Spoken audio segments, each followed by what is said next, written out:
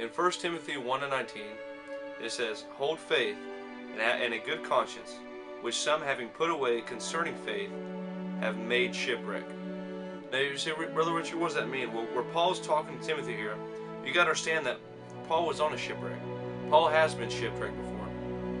And then see, when Paul was shipwrecked, before he departed out, he told him, he said, "Hey, let's not go, we're going to wreck."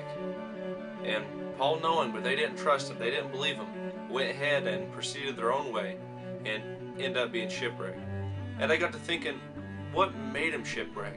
Well, of course, it was the winds and the waves. And the waves pushed him to and fro in a way. If you've ever been out at sea and you had no power over what was going on as far as the waves, you couldn't tell the waves to stop, or you couldn't tell the waves to go. They just pushed you and pulled you whichever way they wanted to. Paul was telling Timothy, he says, don't let your faith go to shipwreck. Don't have that shipwreck faith where people are pushing and pulling your faith whichever way they want to go. But be steadfast, be strong.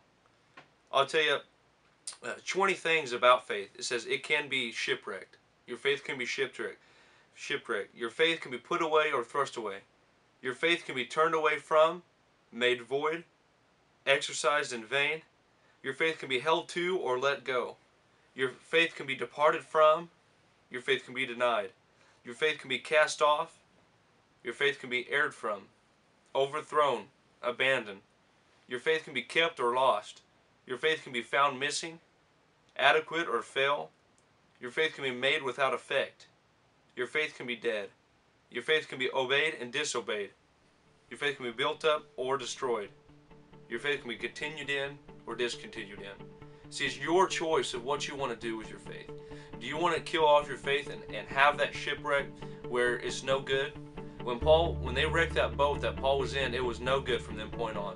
They had to rebuild it. They had to build that or build a new one. That ship was no longer useful. Don't shipwreck your faith today. Don't go up because this world is pushing you and pulling you every which way that they want to go. Don't be that boat that sways to and fro. Be steadfast in your faith. When Christ looked upon those 4 men that bared that man of the palsy to him, he said, "Great is thy faith." He looked at that woman that was crawling with an issue of blood. He said, "Great is thy faith." Talking about her faith that was steadfast, that they could believe. Don't be that faith that's being pushed and pulled every which way.